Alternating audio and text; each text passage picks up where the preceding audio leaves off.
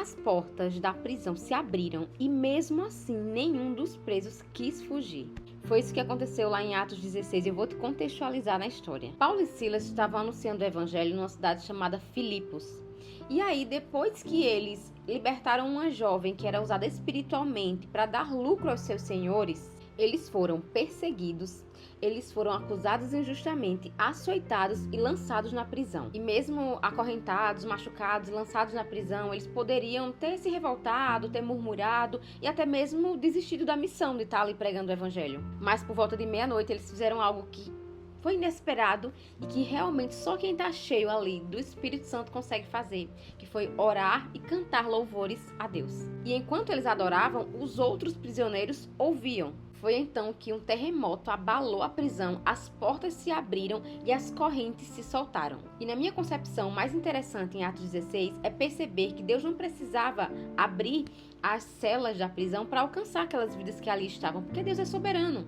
O Espírito Santo poderia ter inundado aquele lugar da mesma forma. Paulo e Silas poderiam ter continuado presos fisicamente e ainda assim o carcereiro poderia ter sido tocado. Os presos impactados, as vidas transformadas e o nome de Jesus também teria sido glorificado. Deus poderia ter feito tudo isso sem terremoto, sem portas abertas e sem correntes quebradas. Mas Deus escolheu abrir as portas daquela prisão e é aqui que está o ponto-chave dessa história. Deus estava mostrando algo muito maior do que uma libertação física. Ele estava revelando que existe uma liberdade que nenhuma prisão consegue impedir. Porque o mais impressionante daquela noite não foi o fato das portas terem se aberto, mas sim o fato dos presos não terem fugido. E pensa comigo, Paulo e Silas tinham acabado de chegar naquela prisão, mas os outros já deveriam estar lá há um bom tempo. Imagina quantos deles não sonhavam todos os dias em serem livres, em sair daquele lugar. Quantos deles não estavam esperando uma oportunidade como aquela. E mesmo assim, eles permaneceram. As portas estavam abertas, as correntes haviam caído e a oportunidade estava diante deles.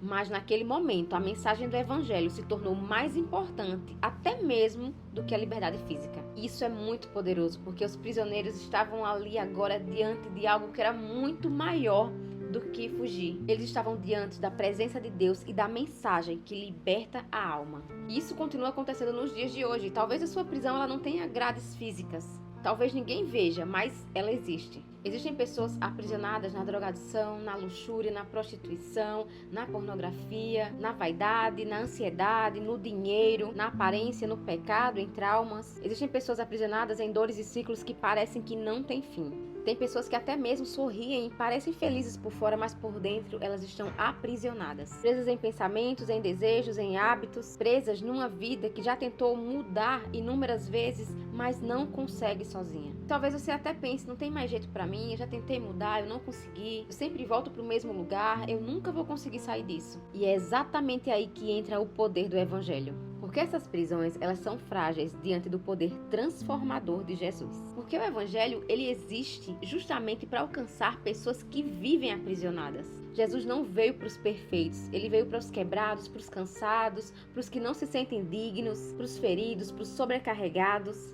Ele veio para todos aqueles que estão vivendo na escuridão, no pecado e sabem que não conseguem sair sozinhos dali. E a mesma mensagem da cruz que Paulo e Silas pregavam lá em Atos 16 continua sendo a mesma para hoje. Não existe prisão forte o suficiente para prender uma alma que decidiu se render e viver verdadeiramente para Cristo. Porque a verdadeira transformação, ela não acontece do lado de fora, ela acontece primeiro dentro da nossa alma. E quando uma pessoa ela é realmente livre em Cristo, nenhuma prisão dessa terra tem o poder de te aprisionar totalmente. Pode até aprisionar o teu corpo, mas não aprisiona a tua alma.